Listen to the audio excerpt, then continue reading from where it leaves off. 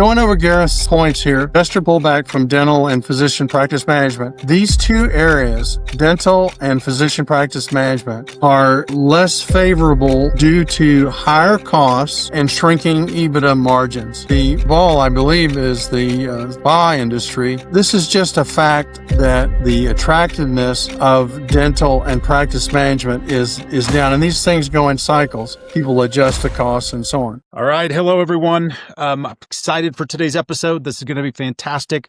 Before we go to the episode, we're going to move to the Ask Ken segment. Now, the question that came in here was a fantastic one, and I hope everybody pays attention to this. The question that came in is, how can a DSO avoid surprises with their tax bills? Now, if you've ever been in this situation, I have, and I know many other people have. Here's what you do. You want to find a tax CPA that will meet with you on a quarterly basis, generally a little bit before the time that the estimated payment for that quarter is going to be due.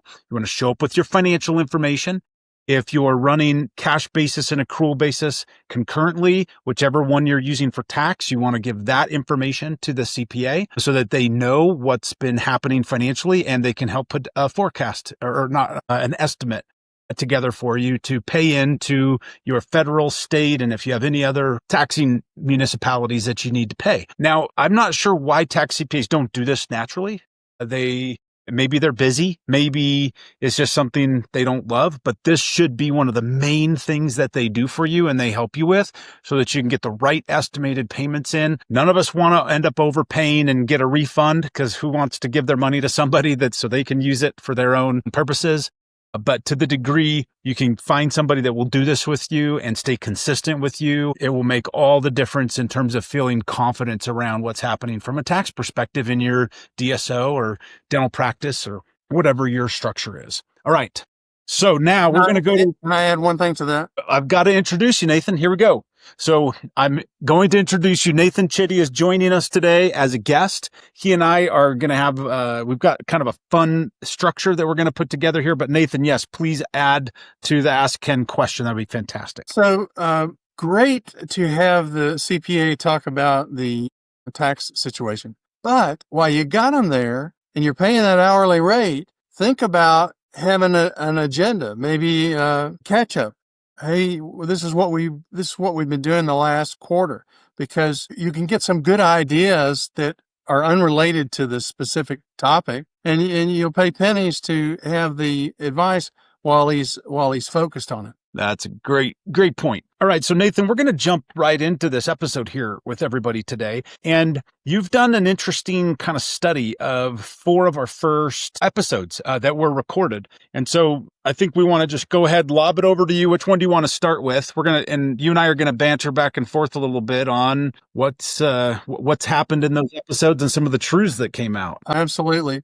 Well, let me preface this by saying Ken talked to me about being a guest, and we were looking at some topics. And when I reviewed the first 5 episodes, I thought, these are great. I don't know. I couldn't top them, but I can copy them. And so what I did was to feed the episodes into the Otter Voice AI program. And it brought out conclusions and key points in summary, and we'll go over them. But it also has a link in the attachment to the transcript so that you can listen again to particular parts and find things. So with that being said, let me go over this presentation. And I'll just mention to those listening in, Nathan does have some visuals to look at. And so if you're just listening, that's totally fine. Please know we're going to be talking about some things that are written on the screen. And if you do want to get access to that, just go to the Accrudent YouTube channel and all that content will be right there. All right, Nathan, go ahead. That's great. Well, let's kick it off with the first one. Brian Calao.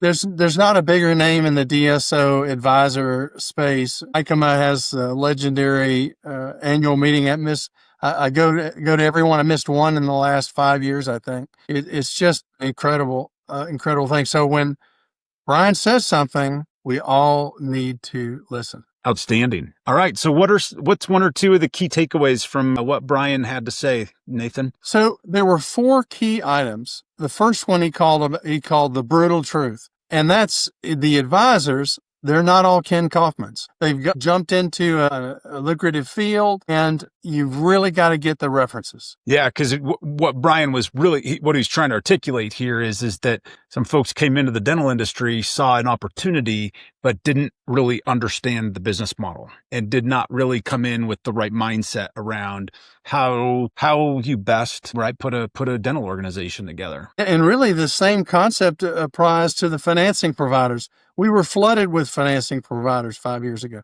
Okay, so his next point, new associates. He says, stop being entitled, be educated, understand the business, try to understand how it can affect your ability to earn income. Which at the end of the day, the associate that's doing the work, chairside, right there with the patient, that's where the good happens. And not just from a patient care perspective, but that's also where the economics can come together. And the more you have associates that are executing and treating patients well, and introducing new modalities where it makes sense, all of that comes together to creating a really nice economic model to be able to build a business around over time. But you have to have those associates. If you don't have associates, you do not have a DSO. You do not have a thriving business. Well, and when we get to commenting on Eric's podcast, he really dives deep into that. So next point from Brian, DSO leaders. If you can't get along with your affiliated dentist, you don't have a business. If you're running a DSO, those guys, the good ones that stay, are just amazing. And the replacement, I mean, this is just self-explanatory, is disaster. Interesting. Yeah, that's tragic, actually. But it happens. And so the final point that he makes, I actually have two final points, is with private equity. Really, you're going to be married to these people for a long time if you go private equity. And selecting one that has the right experience, and I think I won't put Ken on the spot, but he's seen some horror stories when the right peg is not there. So that's the fourth point. All right. So the next thing, and for the audio people, I want to just set this for you. I've got two graphs side by side. One is interest rates over the last 25 years, and you'll see it's like a roller coaster. And then on the right side is interest rates since 2020. And the message is that your interest rate environment is something you need to be aware of, because if you don't adjust your financing strategy to the environment that you're in, and this type of information of current interest rates is readily available. But what has killed us in the industry in the last 2.5 years is that there was an unprecedented increase. It got up to the point where it really wasn't. I mean, it's been at these points before, but it was the rapid increase. You want to comment on that? Yeah. And what happened was there were several DSOs that had variable interest rates when this happened, which meant that they were used to paying a certain amount of money to cover their debt, to cover the interest, but it went up dramatically and they had no lever or leverage to stop that from happening. And so really quickly, we saw some DSOs that they saw a 10x increase in some cases in terms of what their interest costs were on a monthly basis. And that really hurt. It took some very creative financing. We saw some DSOs that actually started to fail just because they could not handle the debt coverage. They couldn't pay the interest. Here's another point about this. I could speak from personal experience on that, but on this, that the financing market became less attractive. You got these banks that had portfolios of low interest rate loans. And believe me, those guys want to get out of those low interest rate loans. So you had less flexibility with your lenders, both in getting new money, doing the variable interest rate was what Ken was talking about, but also the covenants were tightened to get them out of these low interest rate loans. So that's my highlight of Brian Calao. Just absolutely outstanding. All right, next is AJ Peak. AJ Peak built a $100 million DSO. He has some great discussions of the risk of high valuations. People think, I think Ken can comment on this. People think a high number is great. There's no downside, but there is. That's right. And I really love the way AJ framed this up when he talked about it in the episode. But the gist of the entire thing was, if you're trying to push your multiple up and trying to push the valuation of your business up, at some point, the private equity group or whoever it is that's coming in to buy this, they potentially are leveraging, most likely they are leveraging the situation to the extent that they get really, really close to not being able to meet the debt covenants. And so AJ's his primary observation, which I thought was brilliant, he said, if you go for the highest bidder when you're selling, well, that bidder is also the closest to defaulting if something goes wrong, or, if there's a little tiny problem that happens and a covenant gets tripped. You could see any equity that you've rolled into that holding company, you could see that at risk. And so the way he framed it up was just so great and so brilliant. And it was basically, if you're just going for the highest number, you need to stop. You need to really evaluate the other potential buyers and understand the financial ramifications of what you're trying to push them to pay you, and if they can actually support that or not, and if the business ongoing can support that or not. Is that a fair characterization, Nathan? I'm in complete agreement with that. His second point was on real estate, and real estate is an opportunity to cement your relationships with with your associate dentist and your partner dentist. And real estate is usually easily financed, so you can get some favorable long-term rates. And so it's a lot of people just say, well, I got to build my DSO just on the EBITDA of the operations. But you'll find, if you're in it for the long haul, you'll find that owning your real estate is a great investment and a great way to keep your partners with you. That's right. And I think there is a timing to this, right? If you're just starting with one or two locations, you need your cash to start building your business. So that a lot of times that's not the best time to start buying real estate. So you want to be very thoughtful, have good advisors around you on the timing of that, because you could certainly cripple yourself for a period of time if you over leverage yourself into real estate, realizing that your core business actually is dentistry and serving patients and everything that goes with it. So that'd be my only caution around that. Is real estate requires a strategy. It can drive cash flow. That cash flow can be used to ultimately grow your business over time. You need to be super careful about when and how you do it. Great comments. So let's see. Next up is our friend Eric Roman. Eric is so well established and regarded in the industry. He brings a human touch to every presentation, and as well as the scars of personal experience. I love hearing him present.